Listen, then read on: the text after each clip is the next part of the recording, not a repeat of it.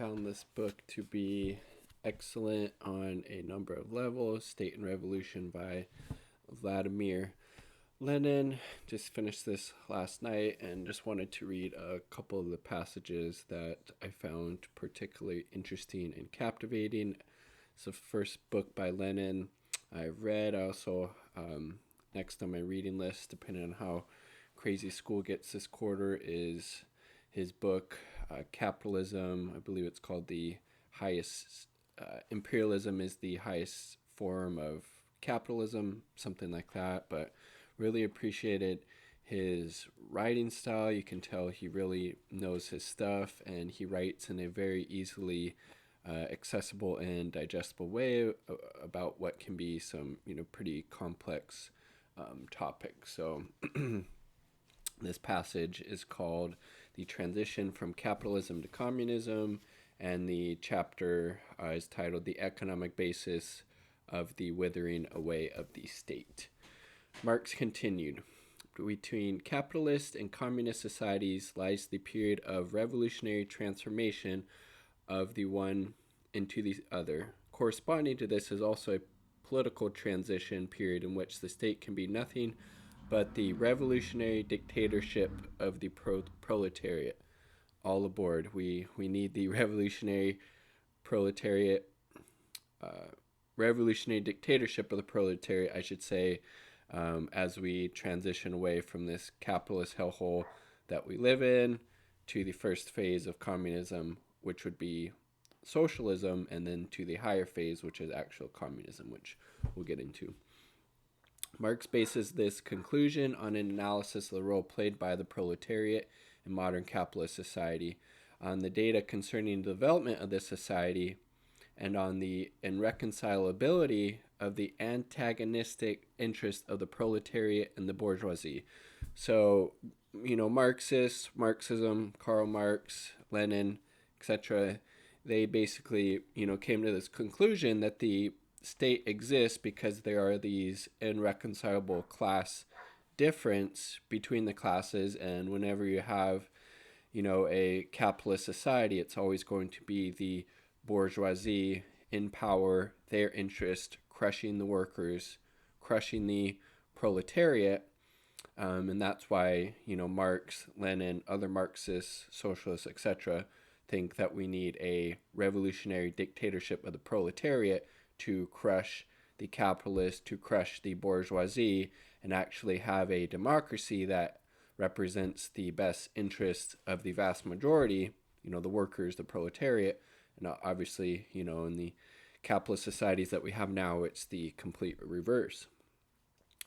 Previously, the question was put as follows. To achieve its emancipation, the proletariat must overthrow the bourgeoisie, like I was just talking about, win political power, and establish a revolutionary dictatorship. Now, the question is put somewhat differently. The transition from capitalist society, which is developing towards communism, to communist society is impossible without a political transition period, and the state in this period can only be the revolutionary dictatorship of the proletariat. What then is the relation of this dictatorship to democracy? We have seen that the Communist Manifesto simply places side by side the two concepts: to raise the proletariat to the position of the ruling class and to win the battle of democracy. On the basis of all that has been said above, it is possible to determine more precisely how democracy changes in the transition from capitalism to communism.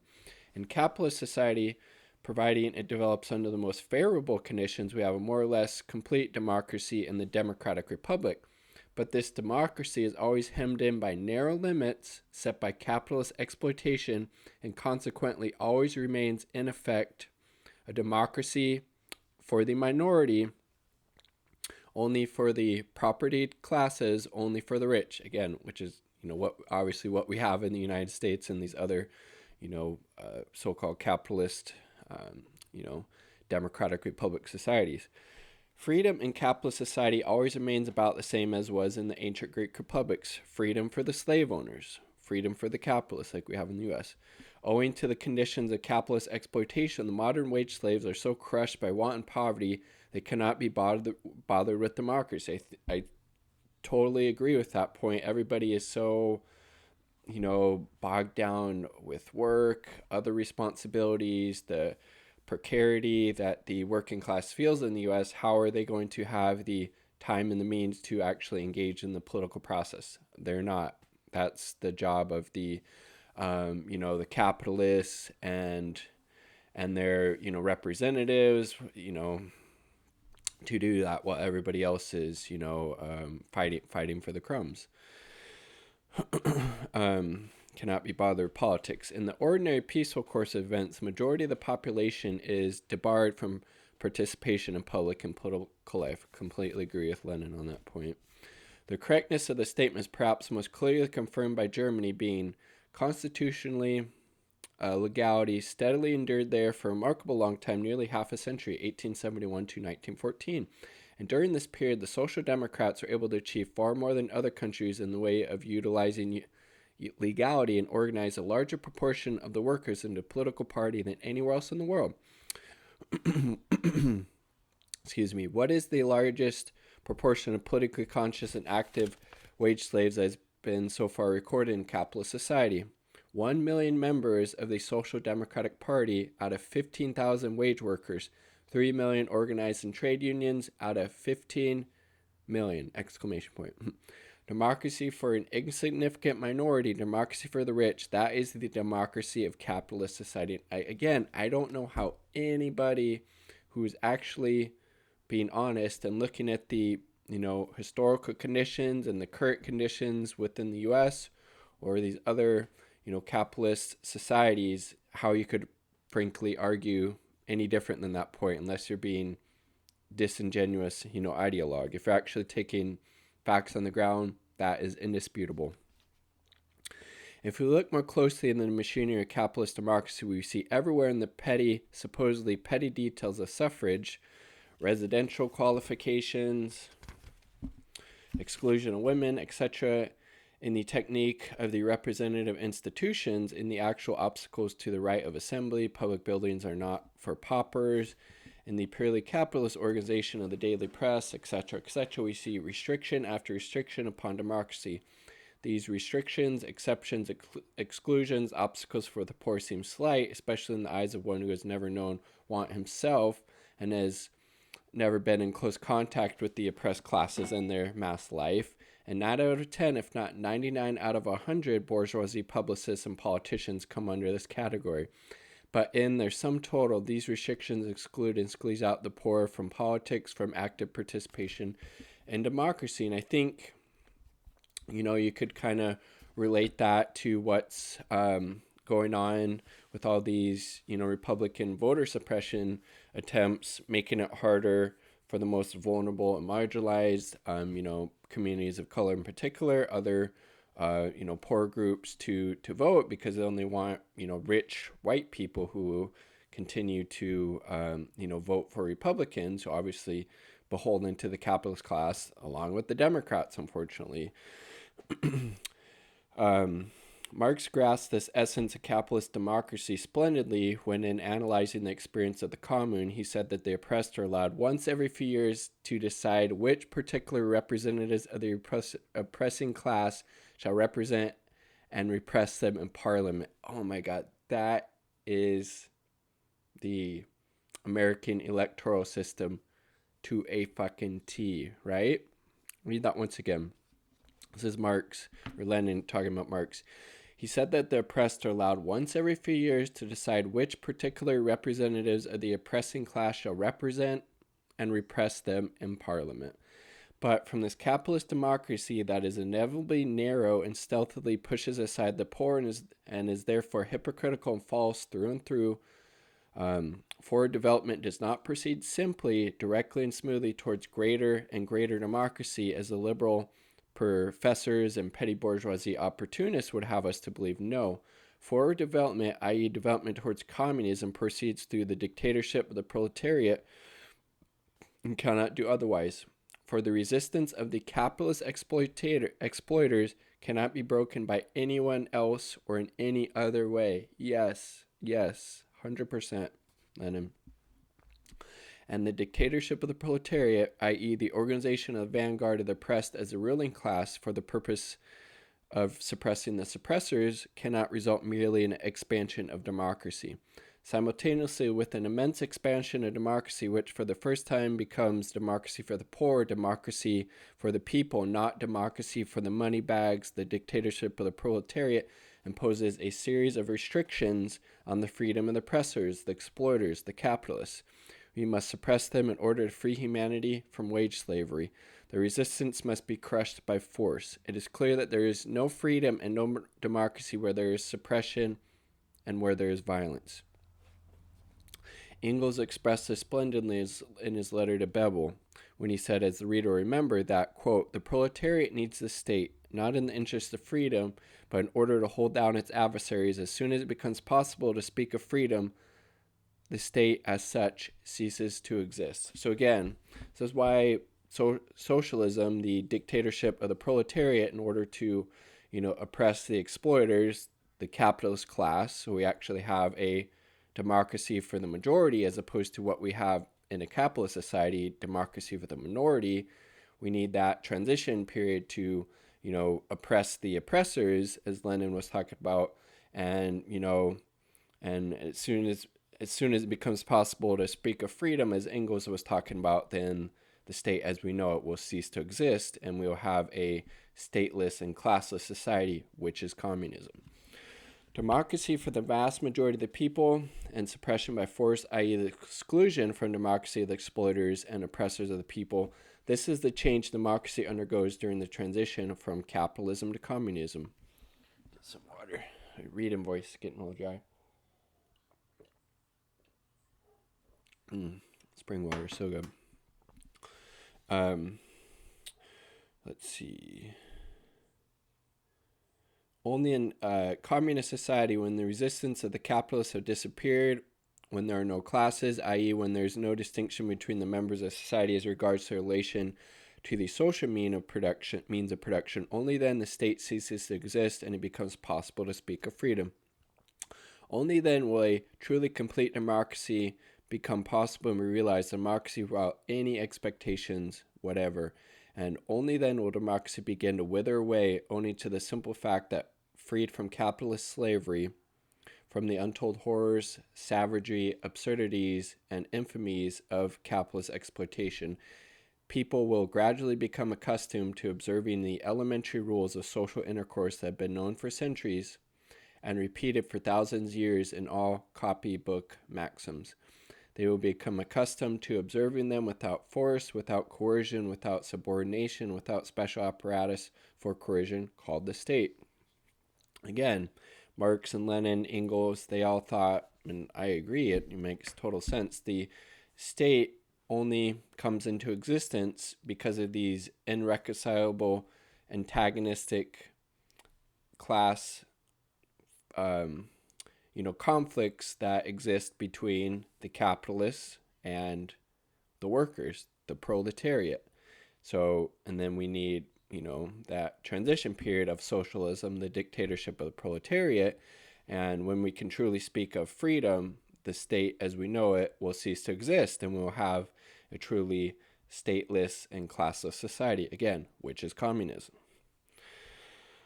The expression "the state withers away" is very well chosen, for it indicates both the gradual and the spontaneous nature of the process. Only habit can and undoubtedly will have such an effect, for we see around us on millions of occasions how readily people become accustomed to observing the necessary rules of social intercourse. When there is no exploitation, when there is nothing that arouses indignation, evokes protest and revolt, and creates the need for suppression. And so in capitalist society, we have a democracy that is curtailed, wretched, false, a democracy only for the rich, for the minority. The dictatorship of proletariat, the period of transition to communism, will for the first time create democracy for the people, for the majority, along with the necessary suppression of the exploiters of the minority, again, the capitalists. Communism alone is capable of providing really complete democracy, and the more complete it is, the sooner it will become unnecessary and wither away of its own accord. In other words, under capitalism, we have the state in the proper sense of the word, that is, a special machine for the suppression of one class by another, and what is more of the majority by the minority. Naturally, to be successful, such an undertaking as the systemic suppression of the exploited majority by the exploited minority calls for the utmost ferocity and savagery in the matter of suppressing it. It calls for seas of blood through which mankind is actually wading its way in slavery, serfdom, and wage labor. I don't know how you could argue against that either. Furthermore, during the transition from capitalism to communism, suppression is still necessary, but is now suppression of the exploiting minority by the exploiting majority. Again, revolutionary dictatorship of the proletariat. Lenin, Engels, Marx were all very much in favor of arming the workers. So they would be, arm the workers, arm the proletariat in this revolutionary dictatorship of the proletariat, able to oppress the minority, the capitalists in this case, to actually have a democracy of the majority instead of a democracy for the minority. Furthermore, a special apparatus, a special machine for suppression, the state is still necessary, but this is now a transitional state. Again, socialism, what they're talking about here, dictatorship of the proletariat, is this transition phase, the transition from, capitalism, again, which is a state which works for the interests of the minority, oppresses the proletariat, the working class, the majority, and we flip that on its head in this transitional socialist phase where we have a revolutionary dictatorship of the proletariat who, is armed. They're in the majority. They're suppressing the minority. So we have democracy for the majority in this transitional phase to communism, which, again, communism is simply a stateless and classless society. Sounds pretty great, right?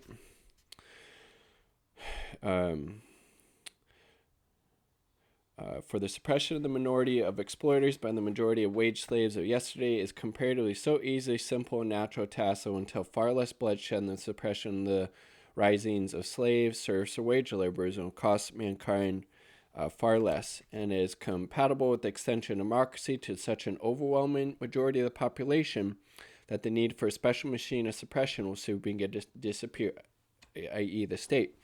Naturally, the exploiters are unable to suppress the people without a highly complex machine for performing this task, but the people can suppress the exploiters even with a very simple machine, almost without a machine, without a special apparatus, by the simple organization of the armed people, such as the Soviets of workers and soldiers, deputies, we should remark, running ahead. Good stuff. Lastly, on communism, the state only communism makes the state absolutely unnecessary, for there is nobody to be suppressed, nobody in the sense of a class, because again, communism means a classless society, a classless world, of a systemic struggle against a definite section of the population. We are not utopians and do not in the least deny the possibility and inevitability of excesses on the part of individual persons or the need to stop such excesses, which I believe, I think it was Stalin, when the USSR was their dekulakization plan, or they're wanting to, more or less, eradicate, not in the sense of murder, but, expropriate from the kulaks, who were the, capitalist farmers within the USSR. There was some excesses that happened there, and even, Stalin, for all of his issues, called that out, rightfully so, these excesses of the people, the proletariat, the workers taking out their, excess rage and frustration on these kulaks, on these capitalist farmers. And I think this is kind of what, Lenin was talking about here. In the first place, however, no special machine or no special apparatus of suppression necessary. This will be done by the armed people themselves as simply and as readily as any crowd of civilized people, even in modern society, interferes to put a stop to a scuffle or to prevent a woman from being assaulted. And secondly, we know that the fundamental social cause of excesses, which consist in the violation of the rules of the social intercourse, is the exploitation of the people, their want, and their poverty. Again, which I think is what happened in the USSR when they wanted to eradicate the kulaks. These people had needs. They were in poverty. They thought, probably part of it was because of the kulaks and their excesses. With the removal of this chief cause, excesses will inevitably begin to wither away. We do not know how quickly and in what succession, but we do know they will wither away. With their withering away, the state will also wither away. Without building utopias, Marx defined more fully what can be defined how now regarding the future, namely the difference between the lower and higher phases, level stages of communist society. So I'll read the first phase of communist society, and then the little bit of the second phase, and then we'll probably end it there. Maybe we should, yeah.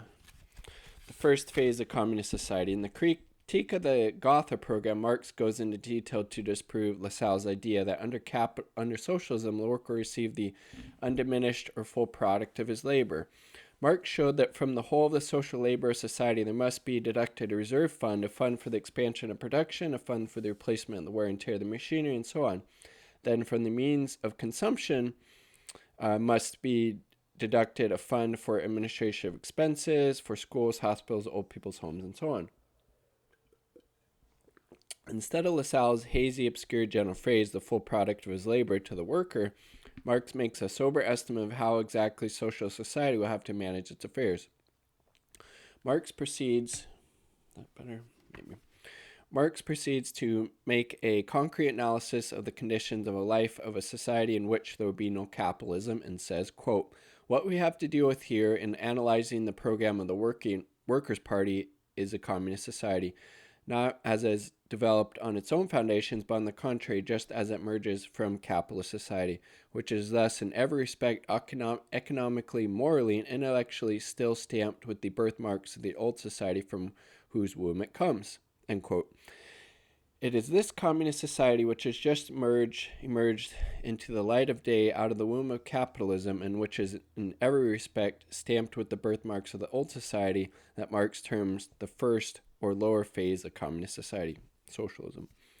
The means of production are no longer the private property of individuals.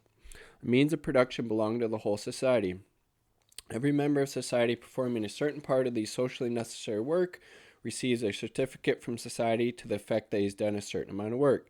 And with this certificate, he receives from the public store of consumer goods a corresponding quantity of products. After a deduction is made of the amount of labor which goes into the public fund, every worker therefore receives from society as much as he has given to it. Equality apparently reigns supreme, but when Lassalle, having in view such a social order, usually called socialism, but termed by Marx in the first phase of communism, says that this is equitable distribution, that this is the, quote, equal right of all to an equal product of labor. Lassalle is mistaken, and Marx exposes the mistake.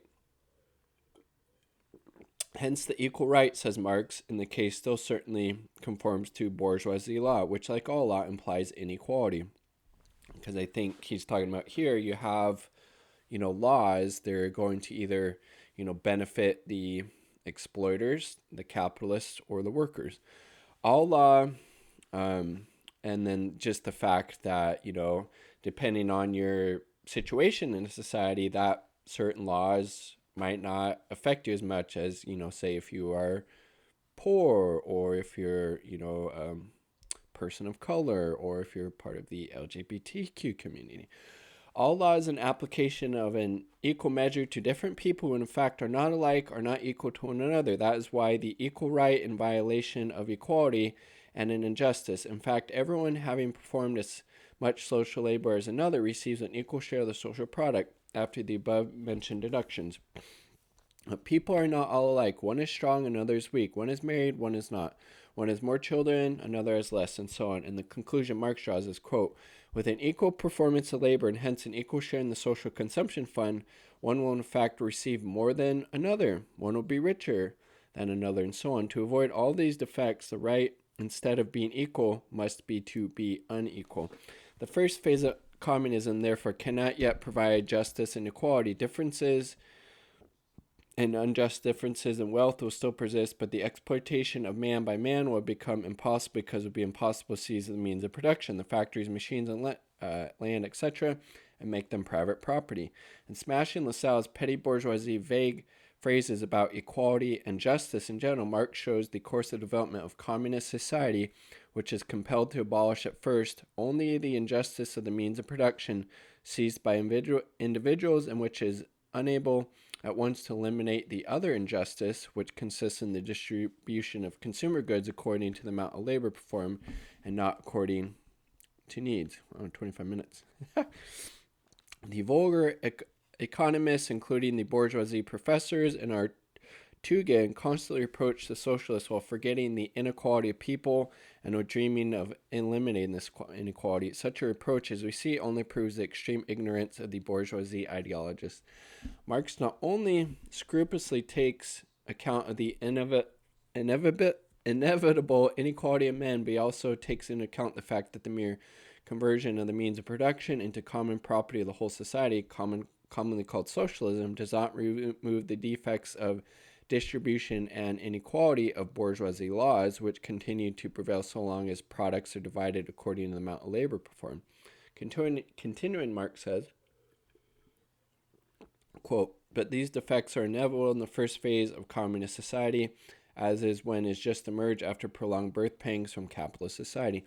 Law can never be higher than the economic structure of society and its cultural development condition thereby, and so on. And so, in the first phase of communist society, usually called socialism, bourgeoisie law is not abolished in its entirety, but only in part, only in proportion to the economic revolution so far attained, only in respect to the means of production, meaning, instead of the means of production being owned by a tiny minority of people, the capitalist class, it's owned by the workers, by the people, by the revolutionary dictatorship of the proletariat.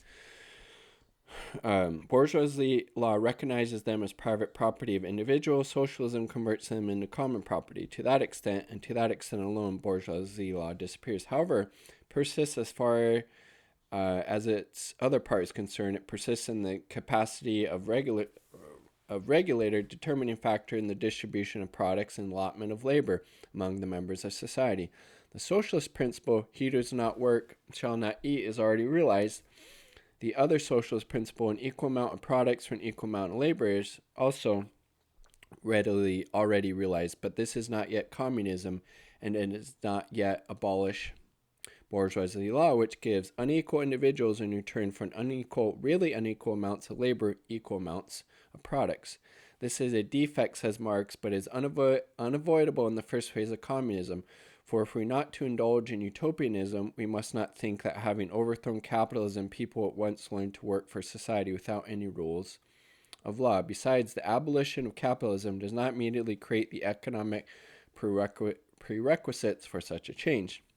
Now, there are no other rules than those of bourgeoisie law. To this extent, therefore, there still remains the need for a state, which, while safeguarding the common ownership of the means of production, would safeguard equality in labor and the distribution of products. The state withers away insofar as there are no longer any capitalists, any classes, and consequently no class can be suppressed. Then you would have communism. But the state is not yet completely withered away, since there still remains safeguarding of bourgeoisie law, which sanctifies actual inequality. For the state to wither away completely, complete communism is necessary. The higher phase of communism. Marx continues. In a higher phase of communist society, after the enslaving subordination of the individual to the division of labor, and with it also the antithesis between mental and physical labor, has vanished, after labor has become not only a livelihood, but life's prime want, after the productive forces have increased with the all-around development of the individual, and all the springs of cooperative wealth flow more abundantly, only then can the narrow horizon of bourgeoisie be left behind in its entirety, and society inscribe in its banners, from each according to his ability, to each according to his needs. Say that again. From each according to his ability, to each according to his needs. It's communism right there. Only now can we fully appreciate the correctness of Engels' remarks, mercilessly ridiculing the absurdity of combining the words freedom and state. So as long as the state exists, there is no freedom. When there's freedom, there will be no state. Because again, the state acts as a oppressive force, oppressing one class or the other. In socialism, it's oppressing the capitalists to, oppress the majority. So the majority, the workers, the vast majority of people actually have a decent standard of living. Capitalist society, that's obviously flipped on its head. We have that in the United States and, most countries around the world, unfortunately, where tiny minority suppresses the class interest of the workers, the proletariat, and exploits them whatever way they can. The economic basis for the complete withering away of the state is such a high state of development of communism at which the antithesis between mental and physical labor disappears, at which there consequently disappears one of the principal sources of modern social equality, a source, moreover, which cannot on any account be removed immediately by the mere conversion of the means of production into public property, by the mere expropriation of the capitalists. This expropriation will make it possible for the productive forces to develop to a tremendous extent. And when we see how incredibly capitalism is already retarding this development, when we see how much progress could be achieved on the basis of the level of the technique already attained, we are entitled to say with the fullest confidence that the expropriation of the capitalists will inevitably result in enormous development of the productive forces of human society. But how rapidly this development will proceed, how soon it will reach the point of taking away from the division of labor, of doing away with the antithesis between mental and physical labor, of transforming labor into life's prime want, we don't know and cannot know. So he's not making any wild claims that each society will be fully socialist or communist by this time, because there's that's would be ridiculous to think you could make any type of accurate claim as to when that would happen.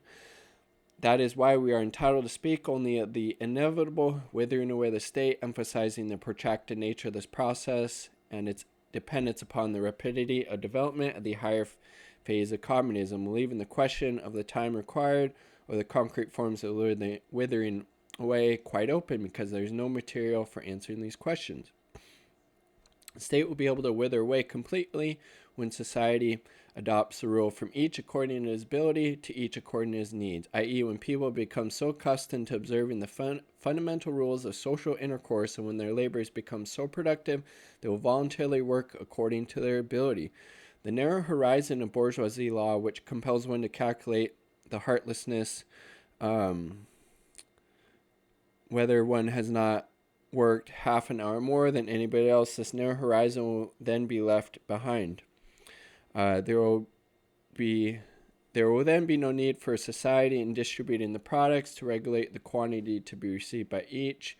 Each will take freely according to his needs. From the bourgeoisie point of view, it is easy to declare that such a social order is sheer utopia and sneer at the socialists for promising everyone the right to receive from society, without any control of their labor, of the individual citizen, any quantity of truffles, cars, pianos, etc. Even to this day, most bourgeoisie savants confine themselves to steering in this way, thereby betraying both their ignorance and their selfish defense of capitalism. Ignorance, for it has never entered the head of any socialist to promise that the higher phase of the development of communism will arrive. As for the greatest socialist forecast that will arrive, and it will arrive, it presupposes not the present ordinary run of people who, like the seminary students and Pomilovsky's stories, are capable of damaging the stocks of public wealth just for fun and for demanding the possible. Until the higher phase of communism arrives, the socialists demand the strictest control by society and by the state over the measures of labor and measures of consumption. But this control must start with the expropriation of the capitalists, with the establishment of workers' control over the capitalists, and must be exercised not by a state of bureaucrats, but by a state of armed workers, the revolutionary dictatorship of the proletariat. Selfish defense of capitalism by the bourgeoisie ideologists and their hangers-on like Sertellis, Chernoffs, and company consists in that they substitute arguing and talk about the distant future for the vital, burning question of present-day politics, namely the expropriation of the capitalists, the conversion of all citizens into workers and others employees of one huge syndicate, the whole state, and the complete subordination of the entire work of the syndicate to a genuinely democratic state of the Soviet workers and soldiers' deputies. In fact, let's see. Oh, wait, hold on. I'm going to skip a little bit, but again, highly recommend this book. And this brings us to the question of scientific distinction between socialism and communism, which Engels touched on in his above quoted argument about the incorrectness of the name Social Democrat. Politically, this distinction between the first or lower and the higher phase of communism will in time probably be tremendous, but it would be ridiculous to recognize this distinction now under capitalism, and only individual anarchists perhaps could invest it with primary importance if there's still people among the anarchists who have learned nothing from Plekhanov, conversion of the Kropotkins, of Grave, Cornelius, other stars of anarchism into social. But the scientific distinction between socialism and communism is clear. What is actually called socialism was termed by Marx the first or lower phase of communist society. And so far as the means of production become common property, the word communism is also applicable here, providing we do not forget that this is not complete communism. Again, it's the first step. It's the lower phase of communism, aka socialism. The great significance of Marx's explanations is that here too he consistently applies material dialectics. The theory of development and regards communism as something which develops out of capitalism instead of scholastically invented concocted definitions and fruitless disputes of the word. What is socialism? What is communism? Marx gives an analysis of what we might be called the stages of economic maturity of communism. And the first phase or first stage, communism cannot yet be fully mature economically and entirely free from traditions or vestiges of capitalism. Hence the interesting phenomenon that communism in its first phase retains the narrow horizon of bourgeoisie law. Of course, bourgeoisie law in regard to the distribution of consumer goods inevitably presupposes the existence of the bourgeoisie state, for law is nothing without an apparatus capable of enforcing the observances of the rules of law. Again, they're making the point here that the state only comes into existence because of the irreconcilable antagonistic conflicts among classes. You're able to completely get rid of those differences, you have the highest phase of communism, because you cease to have a state, you cease to have a class. It follows that under communism there remains for a time not only bourgeoisie law, but even the bourgeoisie state without the bourgeoisie. This may sound like a paradox or simple dialectical conundrum of which Marxism is often accused by people who have not yet taken the slightest trouble to study its extraordinary profound content, but in fact remnants of the old surviving in the new, and confront us in life at every step, both in nature and in society. And Marx did not arbitrarily insert a scrap of bourgeoisie law into communism, but indicated what is economically and politically inevitable in a society emerging out of the wombs of capitalism. Democracy means equality. The great significance of the proletariat struggle for equality and of equality as a slogan would be clear if we correctly interpret it as meaning the abolition of classes. Because again, you can't really have true equality in any sense in a classless society. There will always be inequality, right? Inequality. But democracy means only formal equality. And as soon as equality is achieved for all members of society in relation to ownership of the means of production, that is equality of labor and wages, humanity will inevitably be confronted with the question of advancing further from formal equality to actual equality, i.e. to the operation of the rule from each according to his ability to each according to his needs. By what stages, by means of what practical measures humanity will proceed to the supreme aim, we do not know and cannot know. But it is important to realize how infinitely mendacious is the ordinary bourgeoisie concept of socialism as something lifeless, rigid, fixed, once and for all, whereas in reality, only socialism will be the beginning of a rapid, genuine, truly mass forward movement, embracing first the majority and then the whole of the population in spheres of public and private life.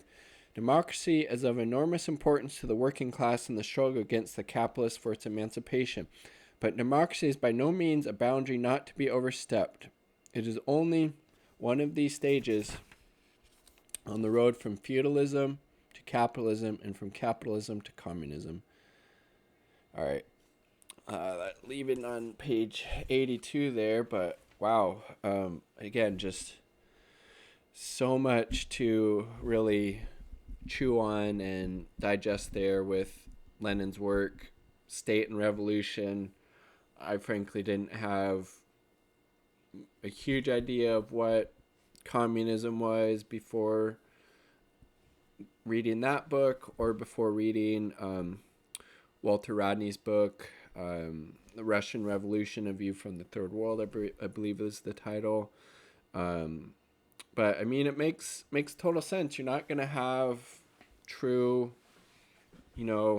equality in a classless society, and the lower stage of communism or socialism is a step towards complete communism or a stateless and classless society, which is what I want, because that's true equality for everybody. There's no more capitalist exploitation. There's also no more, the revolutionary dictatorship of the proletariat having to oppress the classes. It's classless and stateless society from each according to his ability, for each according to his needs. Did I say that right? I don't know how I don't know that by now. Yeah. From each according to his ability to each according to his needs. Boom. Communism. Communism, baby. Love it. Love it. It's a long video, but important. Like the video if you like the damn video. Like the video if you like communism. Like the video if you like socialism. Like the video if you like Vladimir Lenin. Like the video if you like the channel. Subscribe for more content. All power to the people. It's communism, right? Peace. Much love.